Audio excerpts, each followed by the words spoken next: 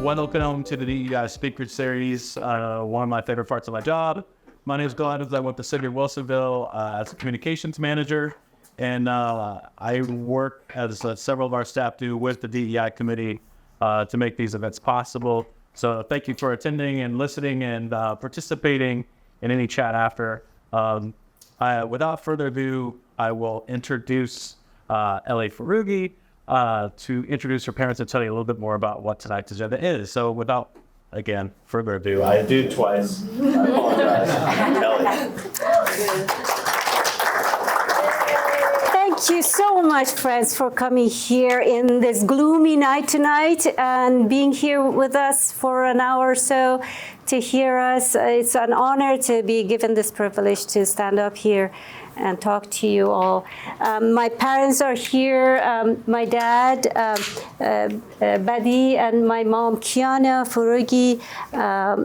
They're very happy to be here as well. My parents don't speak English that well. My dad, but they do understand English far better. But my dad will be given a little bit of a small talk at the very end when we finish.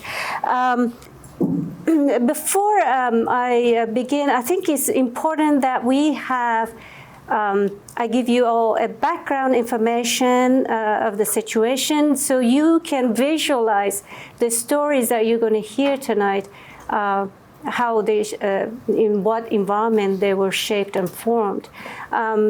So after I give some background information, I will pause and will allow my sister Fariba to come forward and talk about the unbelievable stories of two Iranian women. And then I will follow up with the stories of my parents and their persecutions and some closing.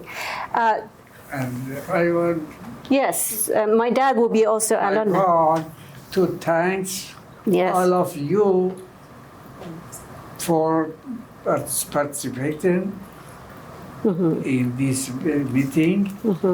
And my English is not very well, but I try to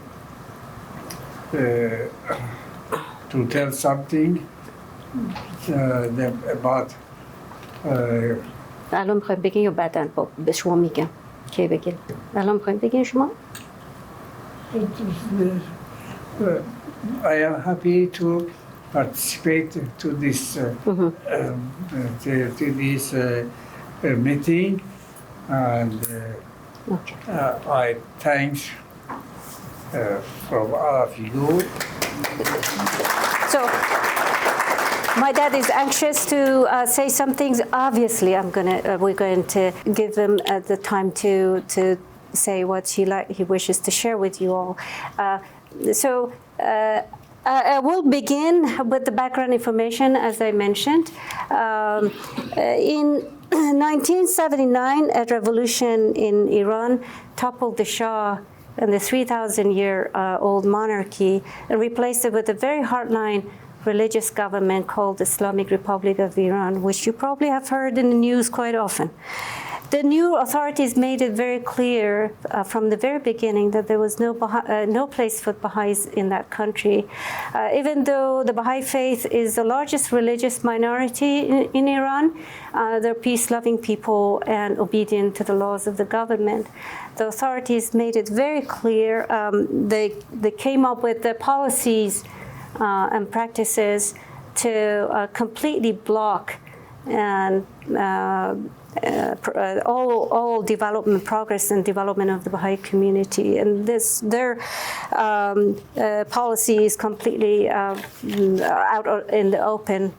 Many Baha'is, including those serving on the various Baha'i institutions, were arrested, tortured, and executed. A lot of their bodies were not even returned to their families.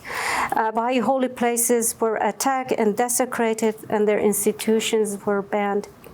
Properties were confiscated, and all government agencies were purged of Baha'i staff. Baha'i students and lecturers were expelled from universities, and the homes and personal properties of thousands of people were confiscated. In response to banning the schools, the Baha'i community in Iran formed online universities called Baha'i Institute for Higher Education to allow the students to continue their education with the support of the lecturers and professors from within the country and outside the country. However, the revolution, the Islamic Republic of Iran found out about this. They continue to harass and persecute those who study and lecture at these universities.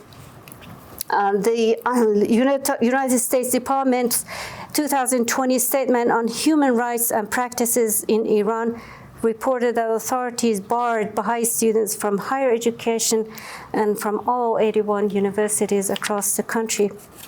In 2018, a report by the United States Commission on International Religious Freedom identified the Baha'i community as the most severely persecuted religious minority in Iran, not recognized by the state and denied their political, economic, and educational, cultural, and religious rights. The Baha'i International Community, which is a recognized committee, Baha'i International Committee, which is a recognized committee within the United Nations organizations, released a report on May 1st, 2014, that the Iranian Revolutionary Guard Corps excavated all Baha'i burial grounds. The committee also reported on January 4th, 2024, that farmlands and agricultural fields belonging to Baha'i families in various villages in the country were forcibly seized and by the Iranian officials on behalf of the Iranian government.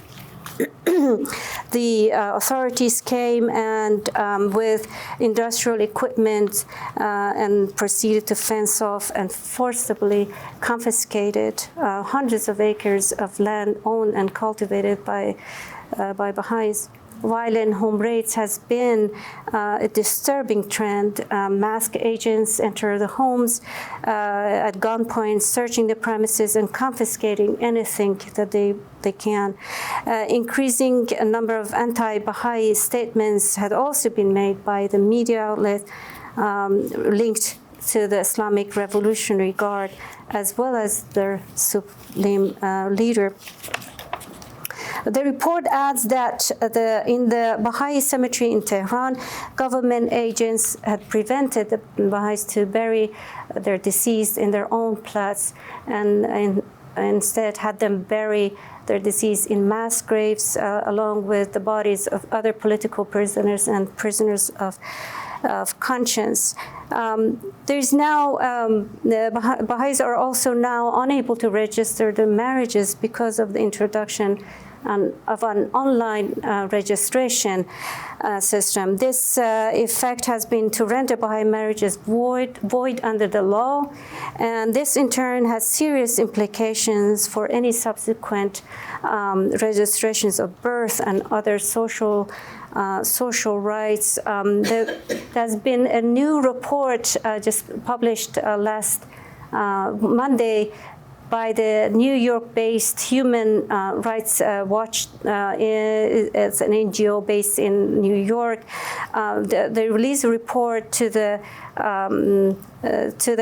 International Criminal Court stating that the crimes that the Iranian government has perpetrated upon the Baha'is and all its citizens are crimes against humanity, and they urged the United Nations member countries to support all available measures to investigate the crimes and proceed with legal means in the courts outside the country.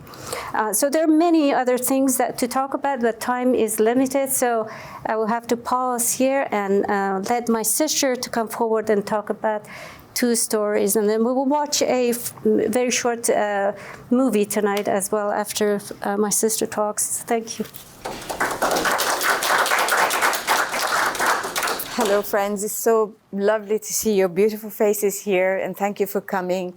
I hope that I will be able to convey to you tonight maybe some of the spirit that animated these remarkable individuals who were able to stand up to oppression and were able to stand up for what they believed in, and what they did believe in is something that is going to be very important for the rest of the world, because these are the principles that we should all be living by. And so the reason why we're talking about these two individuals is just so we can give you a historical background to what's been happening over the last 2 centuries, almost the last 2 centuries, so that you understand better the stories of my mom and dad and what they went through. So these two women that we are going to sort of very briefly touch over their lives. These two women basically lived almost a century apart. One lived in the 19th century, the other one lived in the 20th century, and yet there were a lot of similarities that was relevant to both their stories. So they were both young women. They were both highly educated. They were extraordinary. They possessed an extraordinary courage and conviction, and they had a great moral conviction and faith. And they were passionate about serving the society, and in particular, the education of children and education of women. And they both suffered great persecution and eventually suffered execution for what they believed in. So we're going to start with the first of these two women. Her name was Tahireh, means the pure one. She was basically a young, prominent female figure of the 19th century Persia. Now, this society at that time was steeped in ignorance and fanaticism. Most of the population were illiterate. It was a patriarchal society where women had absolutely no voice. They had no rights to participate in the affairs of the society. They had no rights to have education. And they had to be hidden under a veil. And they were not allowed to be seen. So this was the kind of society that Tahireh was born into, a very backward society. And she was born on 1814 in the 19th century. So, but Tahireh was no ordinary woman. And she was clearly well advanced beyond her age and beyond her time. And she managed to acquire education from an early age by sitting in and listening to her father's lecture at these religious school that he used to organize. So Tahireh would be sitting in an adjacent room quietly with a veil that did not show her, but she would just be listening. But that was enough for her to develop her knowledge. And as she grew up, she became almost a knowledgeable scholar in her own right, and a very powerful poet with a absolutely exquisite level of language. So, so this was Tahir's situation. So when she reached at that level of knowledge and fame, she also heard about this new founded religion. And as soon as she heard about its principles and its teachings and the proofs of its, prophecies, she immediately accepted this new faith and became one of the early believers. So as one of the early believers in the faith, of somebody who has got immense strength and has got great moral leadership, she decided that she would teach one of the most important principles of the Baha'i faith. So it was brand new teaching. And that teaching, you might guess, the equality of men and women. Now, this, friends, is a revolutionary idea in that society, as you can imagine, okay? So what does she do? She goes and joins an assemblage of men, and she deliberately removes her veil in front of all these men, and she begins to give them an eloquent speech about how, the importance of rejecting the old and outdated patterns of society and how to embrace the new teachings. So, of course, her actions were absolutely caused huge consternation. But Tahir's courageous act of unveiling herself was, in effect, a profound statement that challenged the gender inequalities that was so prevalent in the Iranian society at that time, and it still is.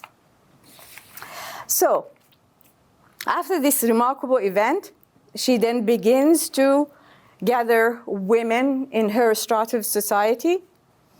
She begins to organize classes and teach these women with the aim of raising them out of their own low self-esteem and inspiring them to reject oppression and helping them to strive for their own education and for their own potentials, to reach their own potentials.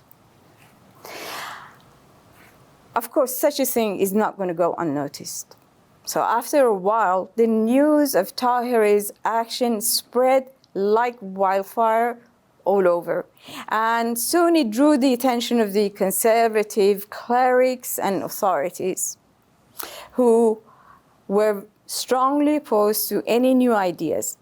This led to Tahir's eventual arrest, imprisonment, and finally execution in 1852.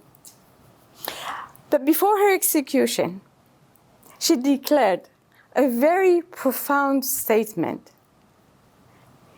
She declared that you cannot kill me.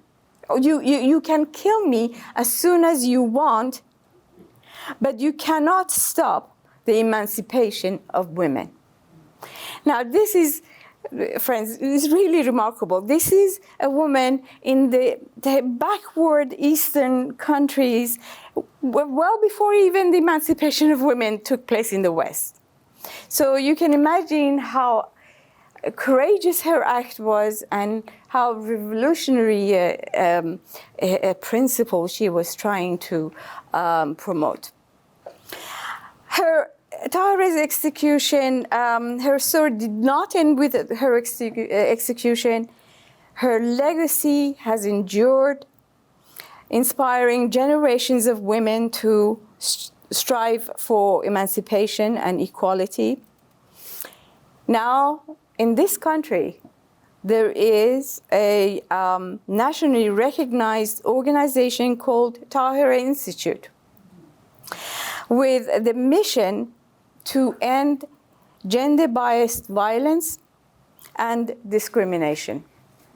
So that was the legacy of her life and her sacrifice.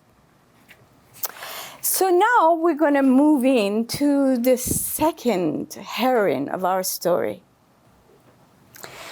And we're going to move forward almost a century after the death of Tahirih. In 1978, there is huge commotion taking place in the country. There's a sudden revolution and change of regime that brings to power an extremely fanatical and cruel religious sector of society that basically seeks to eliminate any new ideas or teachings that might threaten their own millennia-old sets of beliefs and doctrines. So hence, a new wave of persecution of the Baha'i community begins with the start of this new revolution. So Mona was the name of this young girl. Mona was a 17-year-old Baha'i girl born in 1965 and raised in the city of Shiraz in a very humble family. I had the privilege of meeting her way back when she and her family visited our town in Iran. And she was just a 10-year-old girl.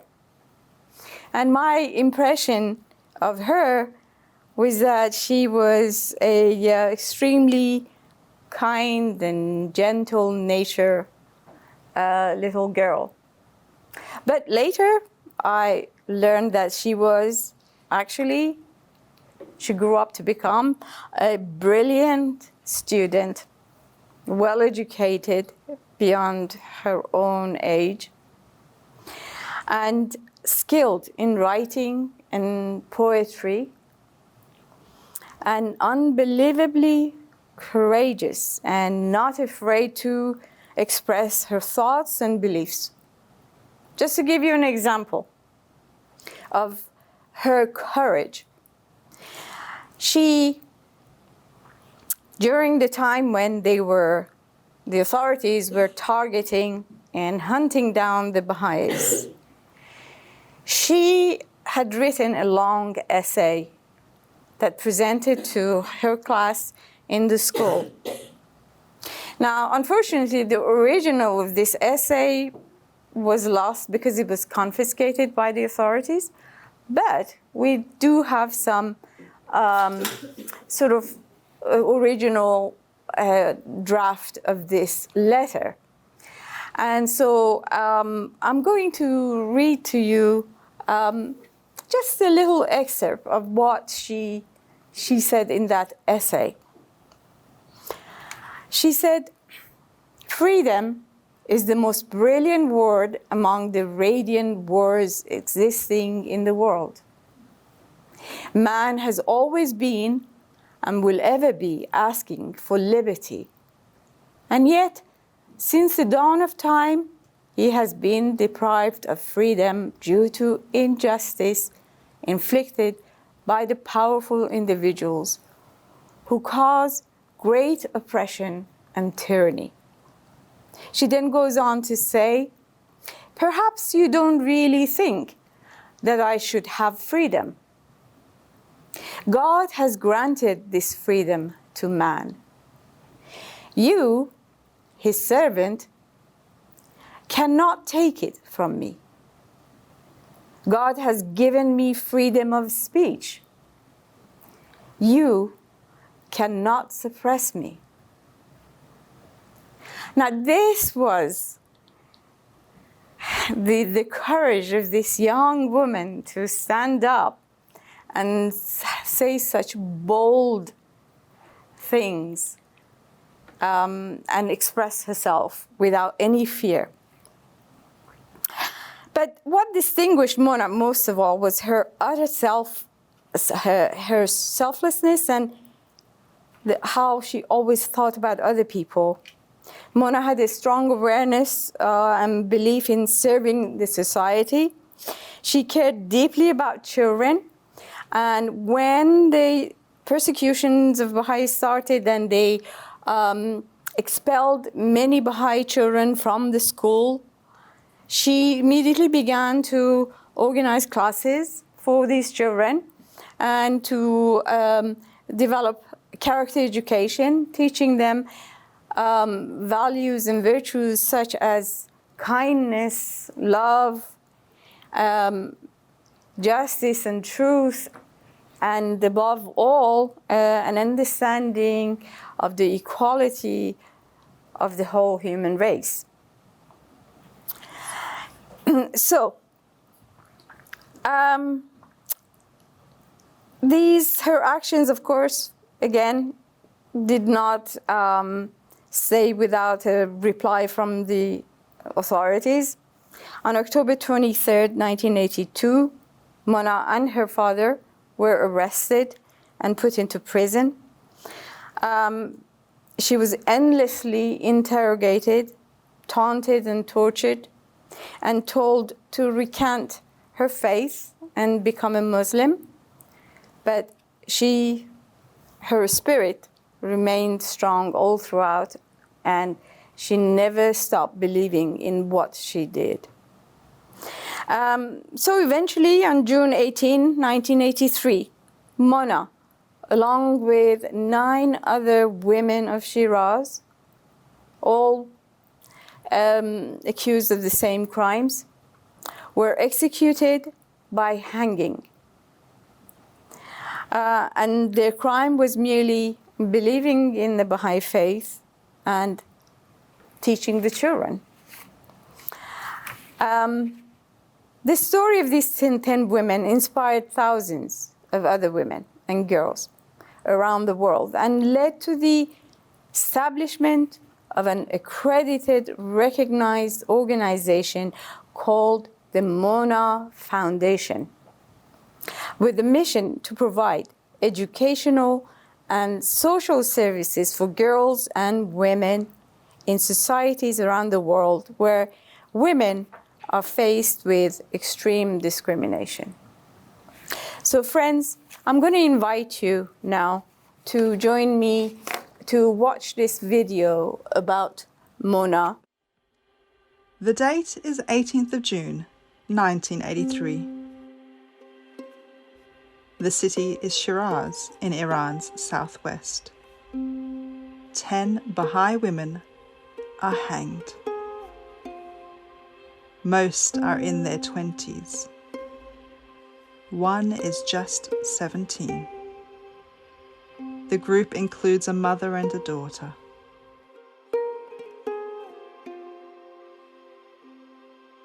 Their crime? Refusing to renounce their beliefs in a faith promoting gender equality, unity, justice, and truthfulness. The women are arrested months earlier at the onset of winter. Deprived of the right to a lawyer and denied a trial in a public court, they suffer harsh interrogation and torture by Revolutionary Guards. Through the violence, their captors repeatedly attempt to coerce the women to deny their faith and escape execution. None agree. On June 16th, 6 Baha'i men, some of them relatives of these women, are executed. 2 days later, on June 18th, 1983, the 10 women are secretly taken to Chogan Square and hanged one by one as the remaining women watch. The youngest, by her own request, goes last. Their families are not notified of their deaths. Their bodies are not returned to their loved ones. They do not receive dignified burials. Their names are Mona Mahmoudinejad, 17,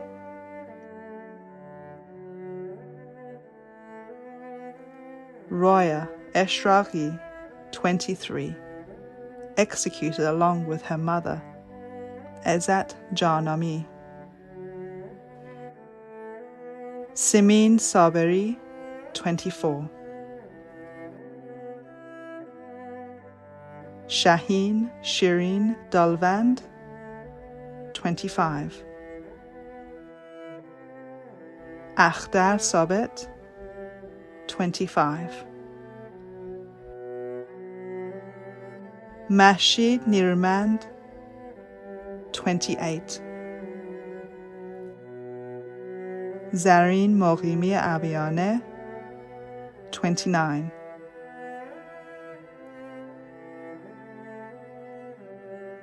Tahara Ajamandia Siavashi, 30. Her husband Jamshid Siavashi has been executed 2 days earlier. Nosrat Ghofrania Yaldai, 46. Her son Bahram Yaldai has been executed 2 days earlier. Ezat Janamia Eshraghi, 57, mother of Roya. Her husband Anayatollah Eshraghi has been executed 2 days earlier.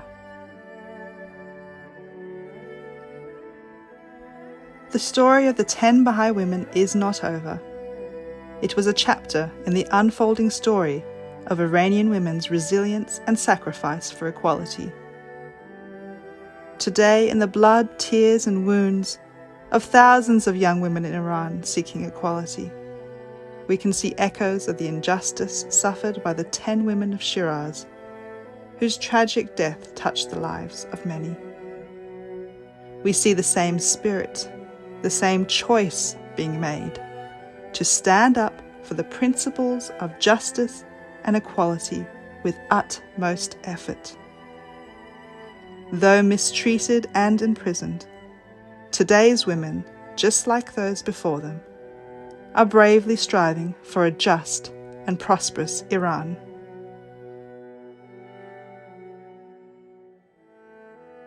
Today we honor not only these 10 women of Shiraz, but all women across Iran who cherish the principle of the equality of women and men, and who have contributed to building a better future for the country through their perseverance in the face of oppression.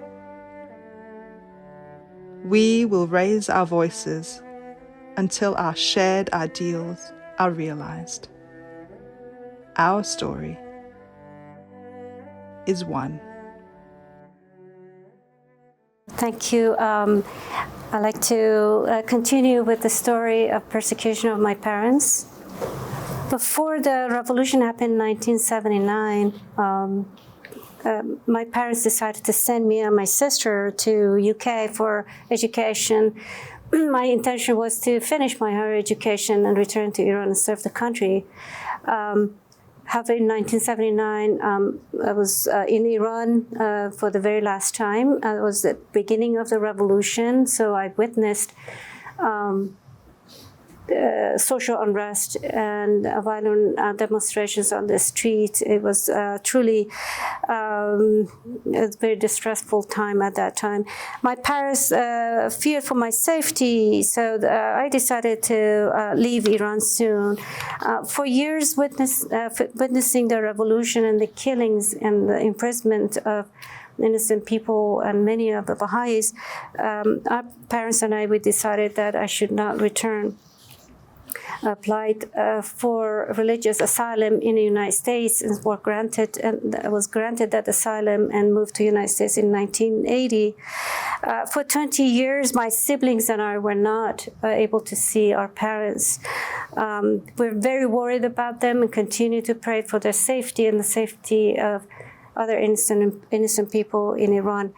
Our parents could not talk much over the phone because the phones were being monitored as well.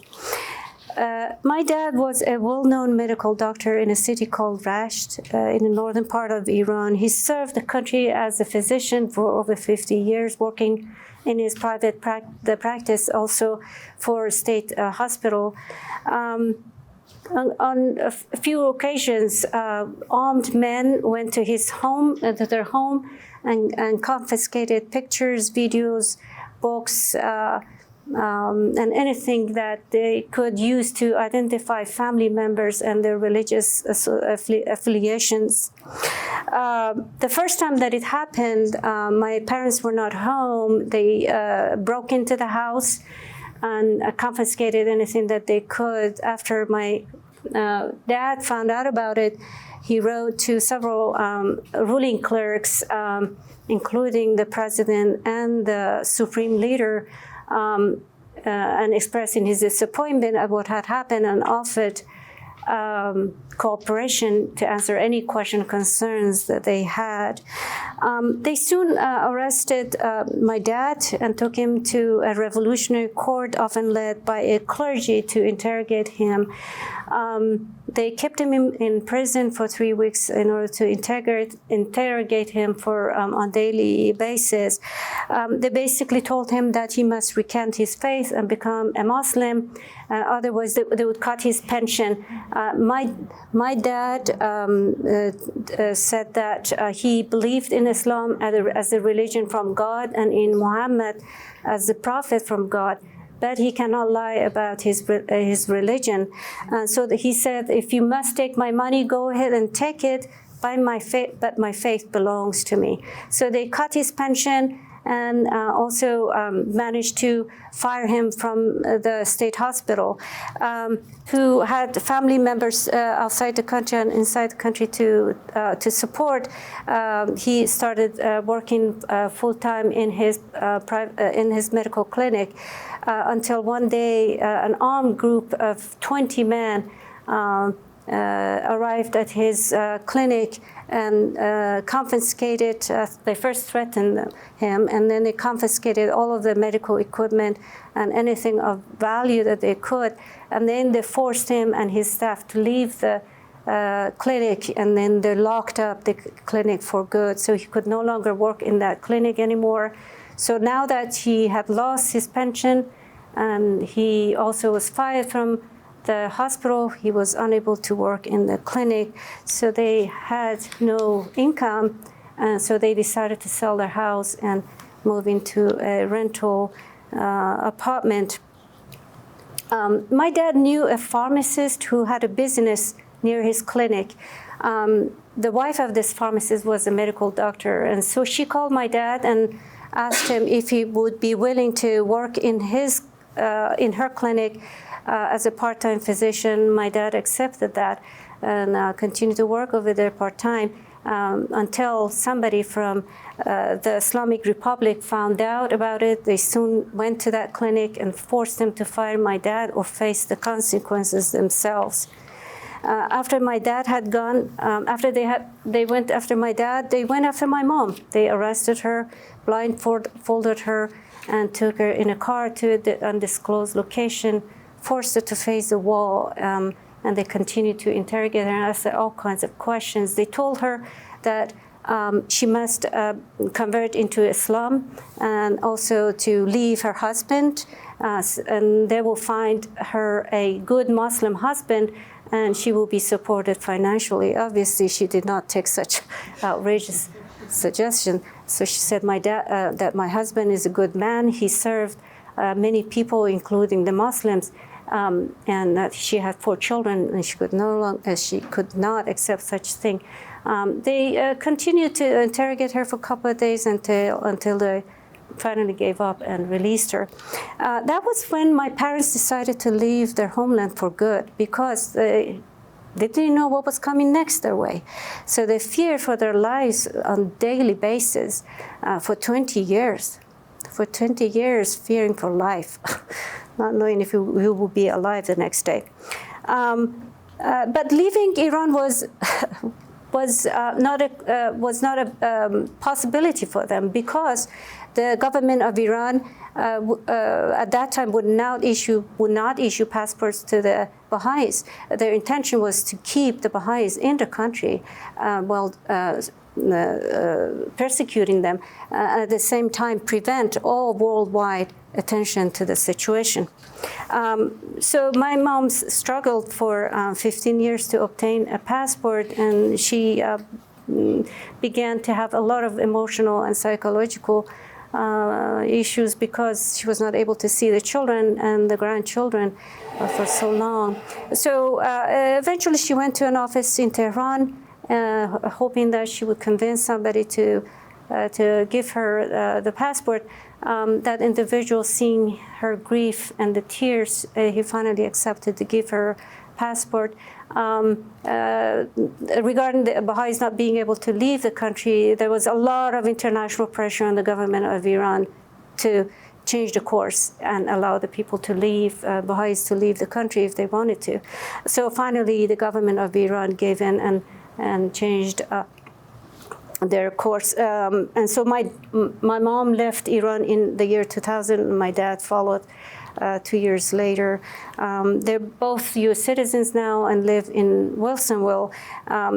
Although they don't have the same financial or material means as before, they are very grateful to the United States government for allowing them to shelter in this country and obtain their freedom.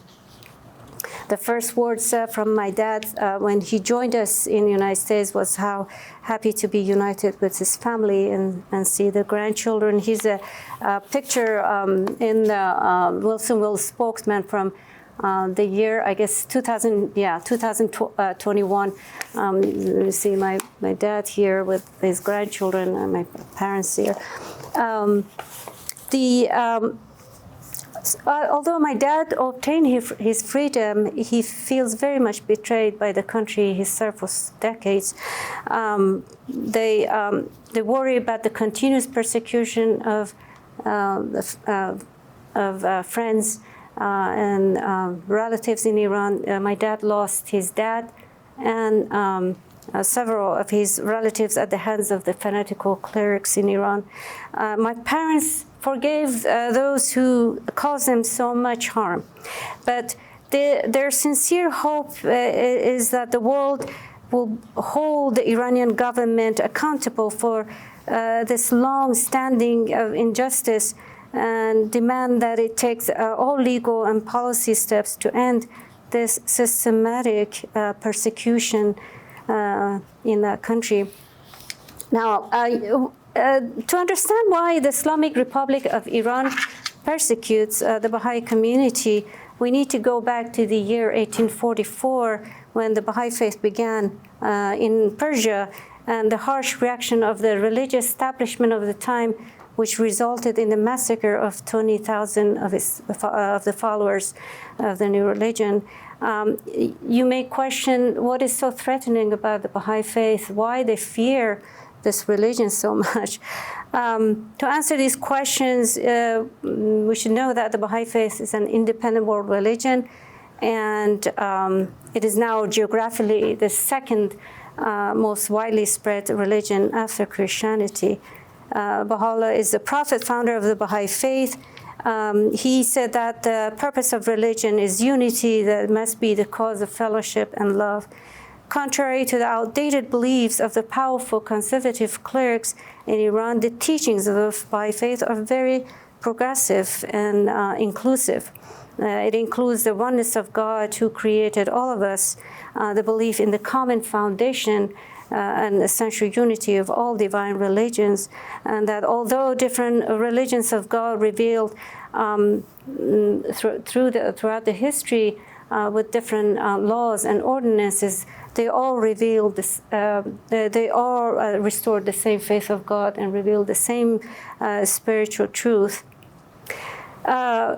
It called for the abandonment of all kinds of prejudice, whether religious, political, national, or racial prejudice, as essential requirement of world peace and unity.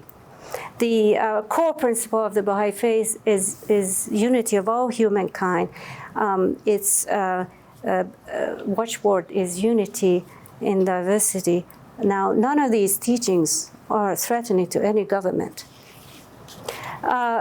Other revolutionary principles Baha'u'llah promoted in the 19th century Persia included equality of men and women, which Fariba talked about, emphasis on education, especially for women, and the independent investigation of truth, that each person should study and recognize spiritual truth for themselves without the need for a clergy.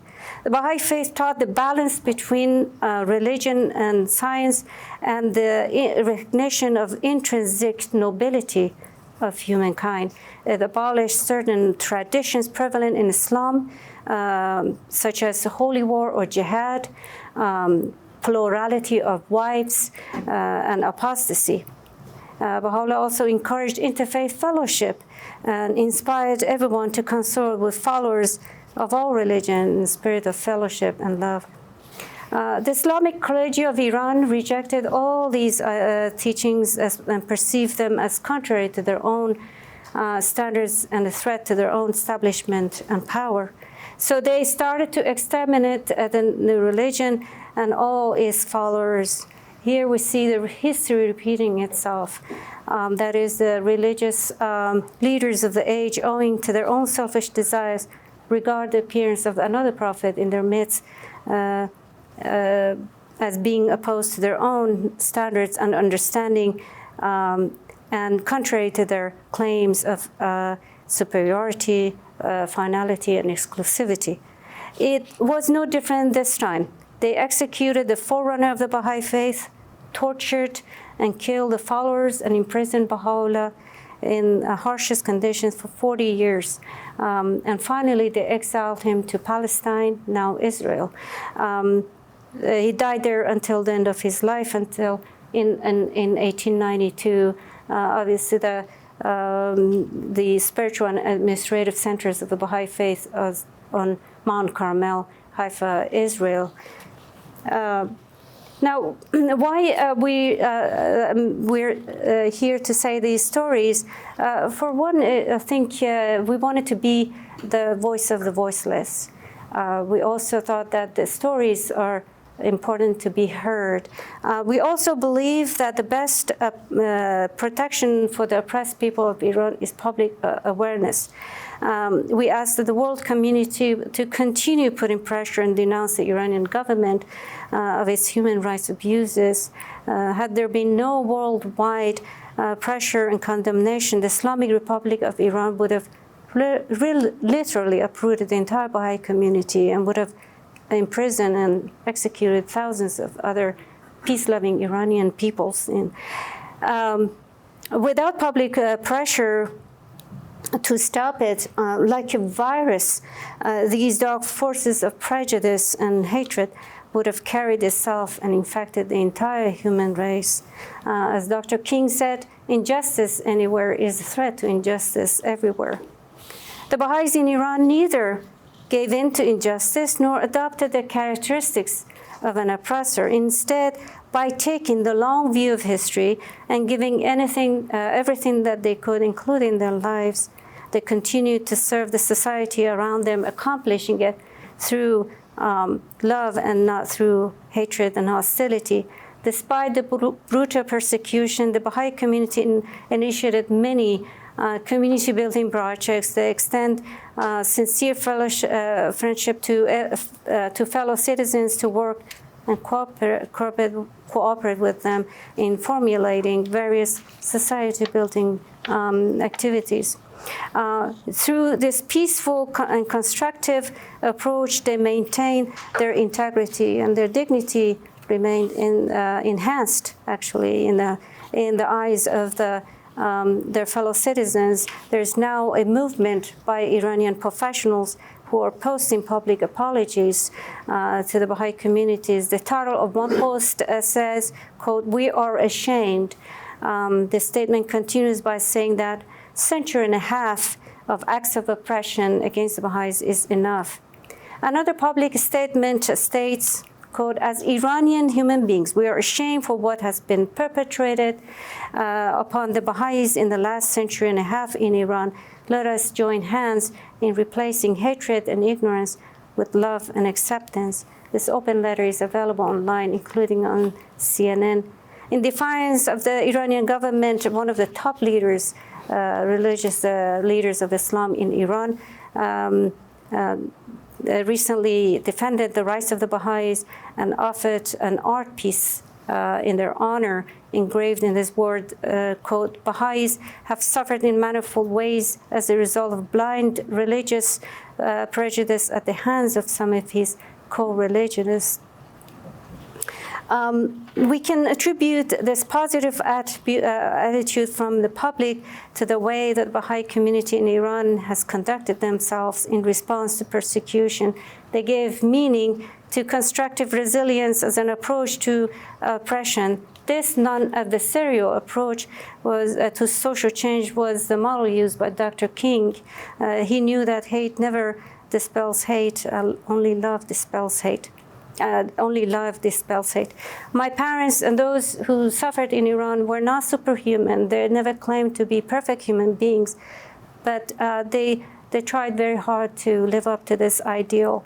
And their religious practice for justice, forgiveness, and compassion gave them hope and motivation to transform their own lives and the lives of those around them.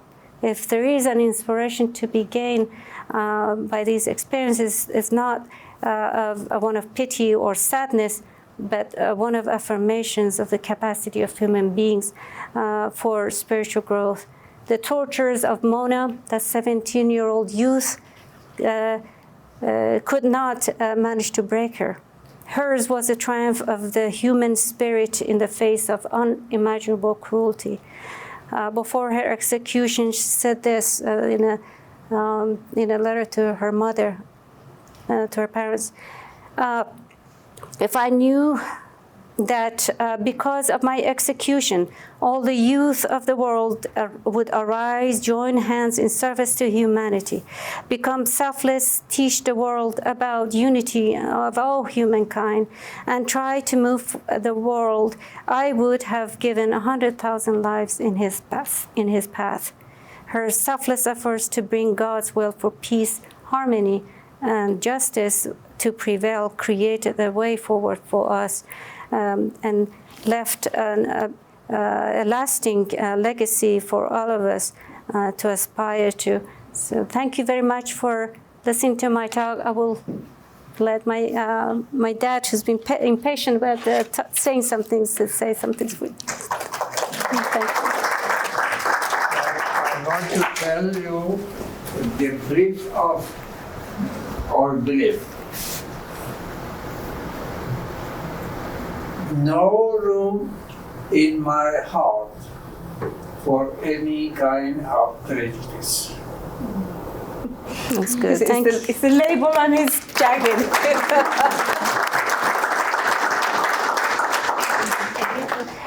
So we'll have, I think, maybe a few minutes for some questions you may have. There are also food, and I baked some Persian cookies. Please help yourself with that.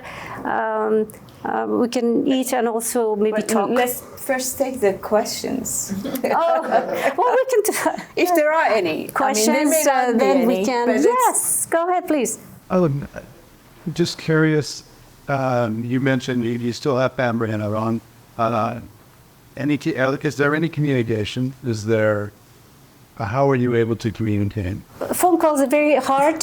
Social media like WhatsApp or Instagram is available. The government blocked a lot of other social media like Facebook, YouTube, and stuff like that. But WhatsApp is available, so we communicate with our relatives in Iran that way. Believe it or not, the Iranian society, especially the younger generation, they're really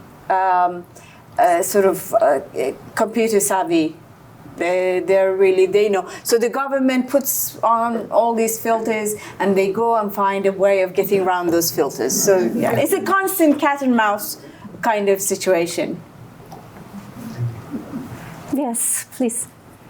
The state of Iran now in 2024, what are Baha'is facing now? Would you be able to go back? No, continuous persecutions and arrest and home raids, everything that I've said here continues without any stop. Although some international pressure maybe put the tap slightly, but there are instances where it just picks up again. And in fact, we received a letter from the Baha'i National Spiritual Assembly of the United States informing the Baha'is that there are 2,000 migrants, Baha'is, who fled Iran are now in Turkey, and they're waiting for the case to be processed. Unfortunately, there is some issues with, I guess, manpower at the United Nations here, at immigration here, and that it's been very slow. So Turkey had no choice but to send some of the Baha'is back home, back to Iran, which actually essentially means death sentence. And it urged us to contact our representatives and to really remedy this issue. I actually personally know of a couple who were sort of long friends of mine when I used to live in Iran. And this young couple had a 4-month-old baby. When the authorities basically arrested them, and they had to go through the court systems, such as it is, and they were constantly being called to come and sort of present documents, and so they were having their last hearing to take place, and they knew that the authorities were not going to let them go. And they were very fearful for their 4-month-old baby. So they decided to escape, literally escape, and go to Turkey. Because they feared that they didn't mind if they were put to prison, but what would happen to this 4-month-old baby? Couple things.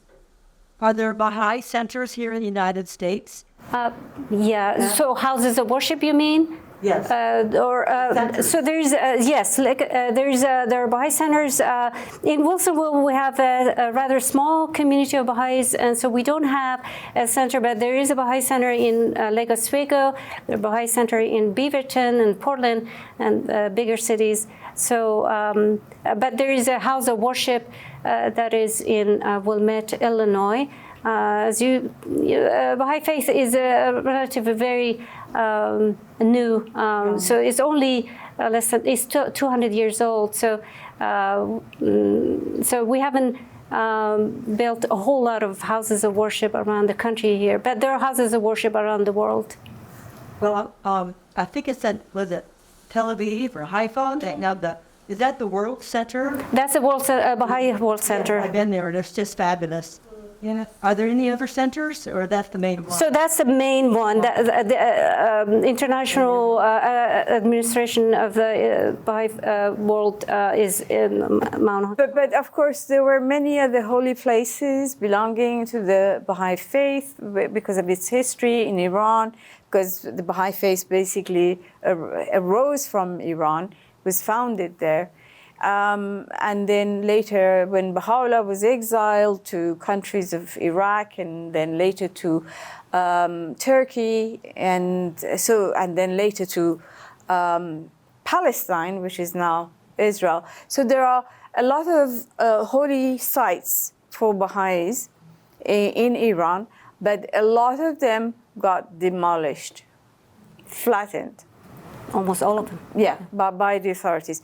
The only ones that might be standing, they are the ones that they don't know about. So, but everything that they know about has been literally destroyed.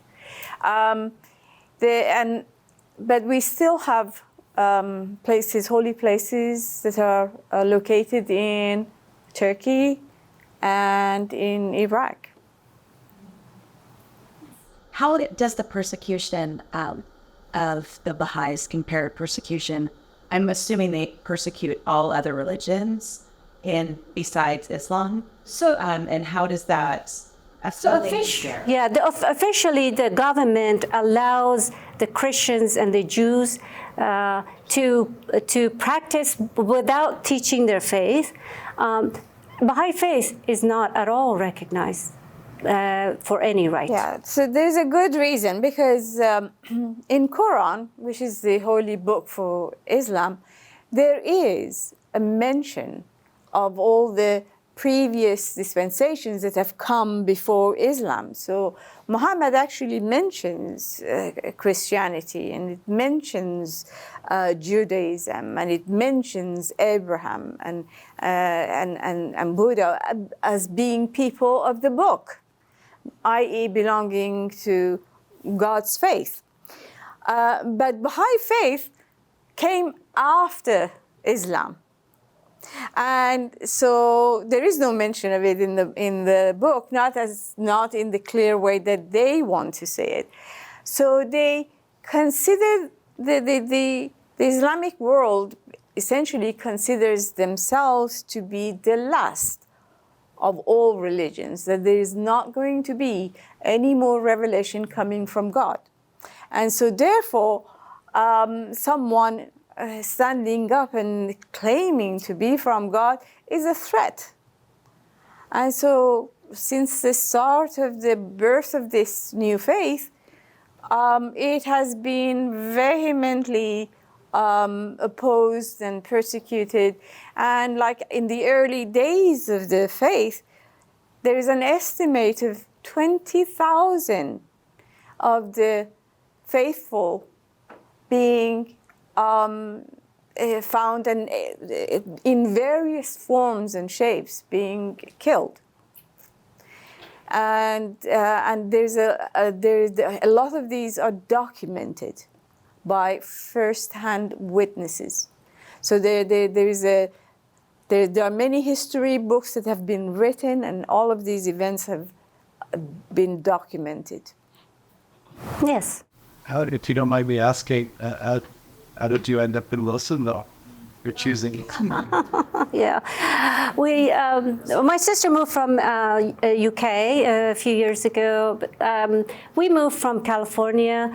So I married I married somebody moved to New York first. So that's actually when I first entered the United States.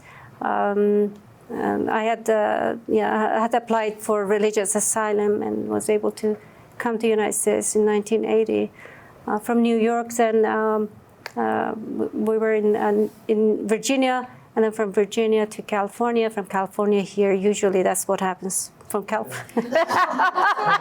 Yes, and for me, I moved in much later because I was living in England for many years with my children.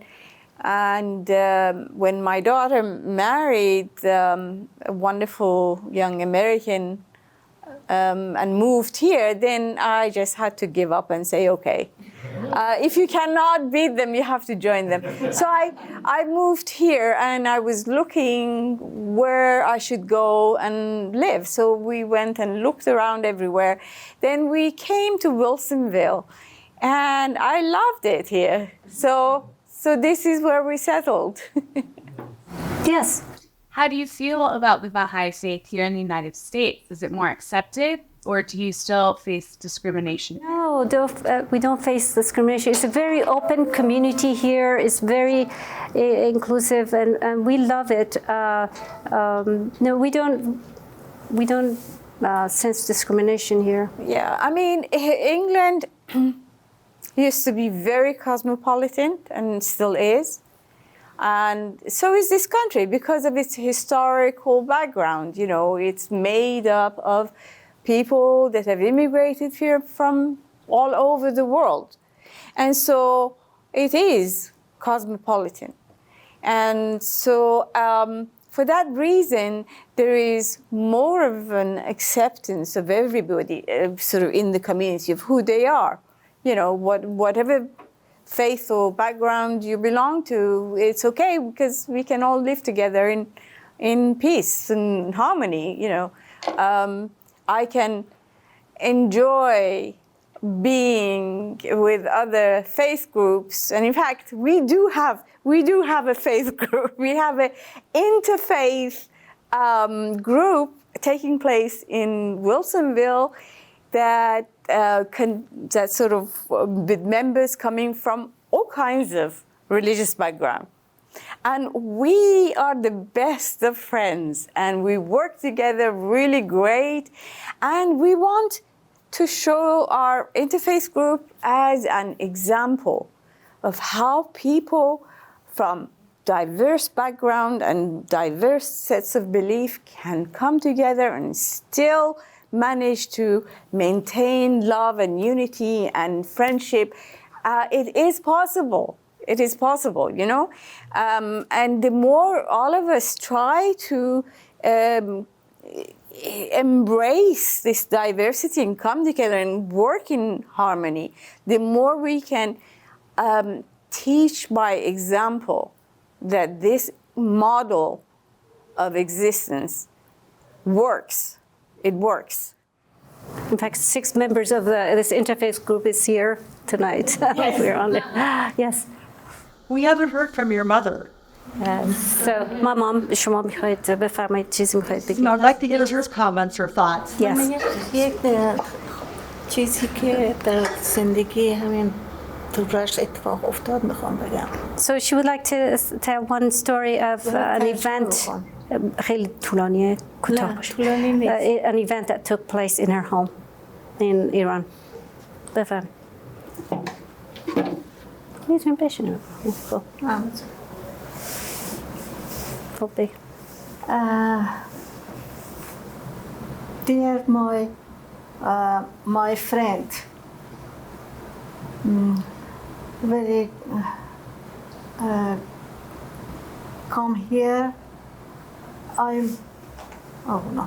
خب یک داستانی که تو زندگی اتفاق افتاده. یک رفتیم دعوت شدیم، همین پدر مادر بیژن ما رو دعوت کرد به خونش یک شبی.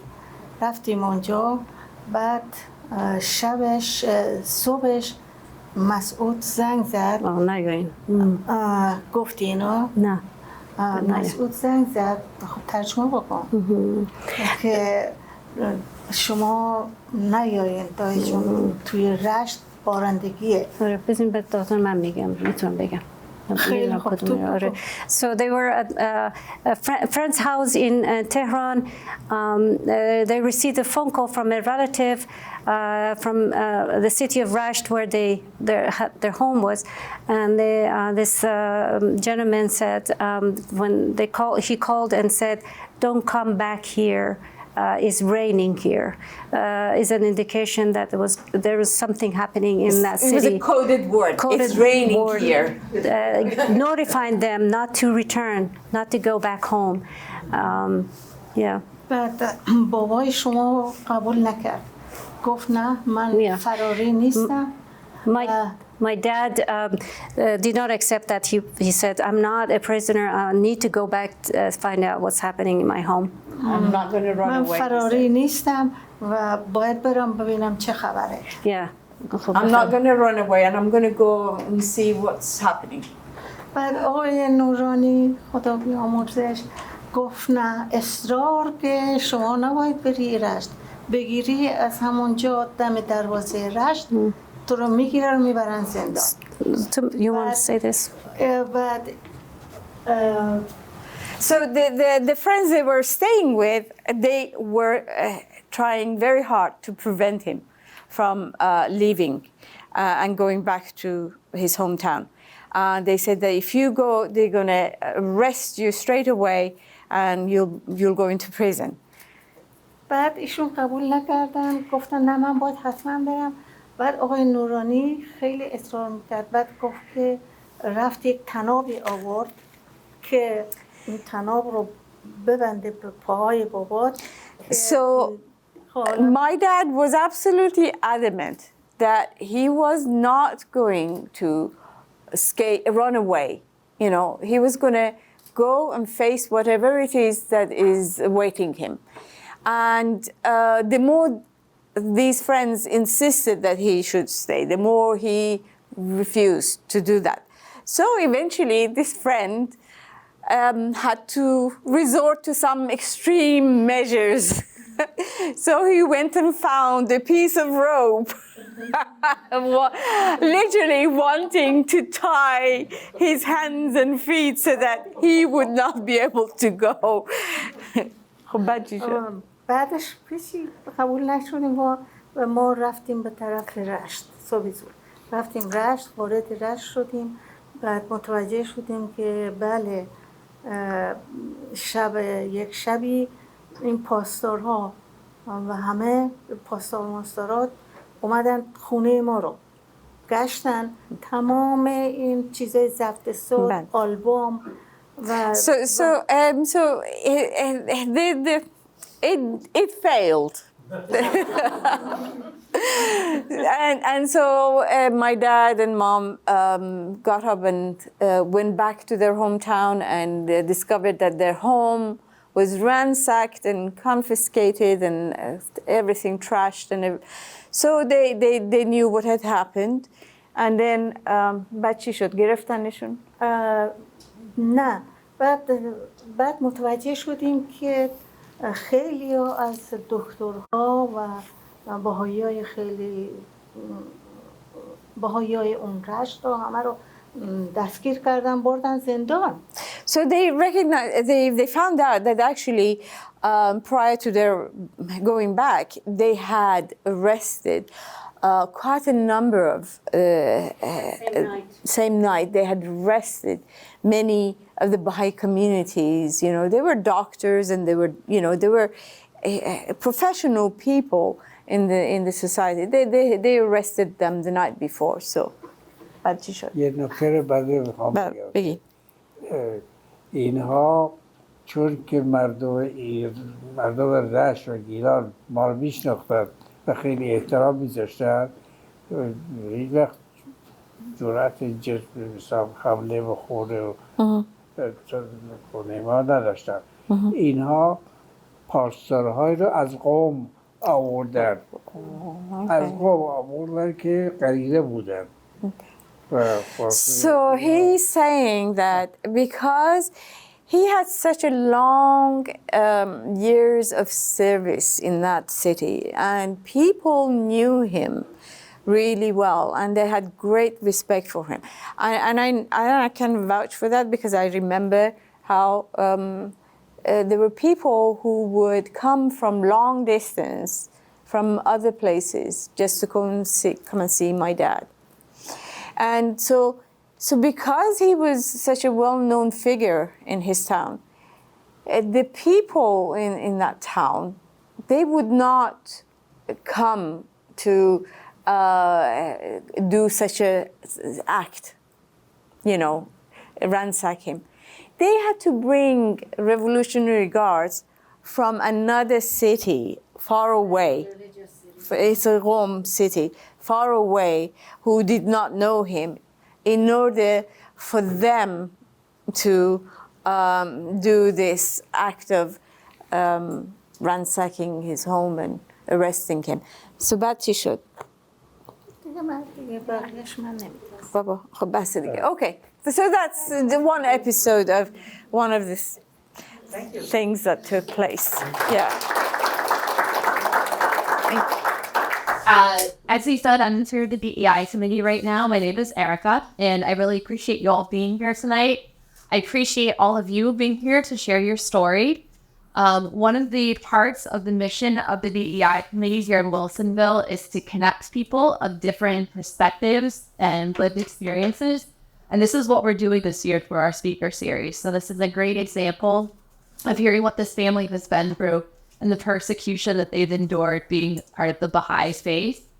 And I just want to say that, you know, as part of the DEI community, we really don't want to see this. Like, we want to see everybody feel like they have a place and they can practice what religion that they want, and they're not persecuted on the basis of anything about them, if, religion, gender, orientation, like race, anything like that.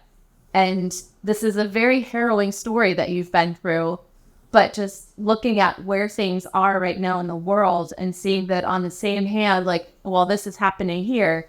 We had people of the Muslim faith in Gaza right now who are enduring a lot of targeted attacks of innocent Muslims there. So just being mindful of everything that's going on, like both here locally and then in the world.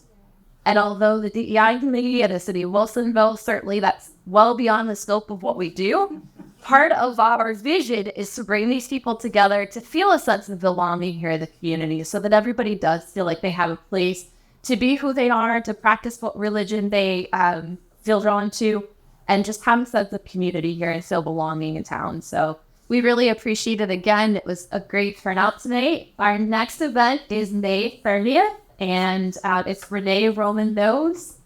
She's part of the Indigenous community here in the area, and she's going to be talking about the sense of community. So I hope you can join us for that in a little over a month. Anything else? Right. Well, thank you all for being here again tonight. Thank you.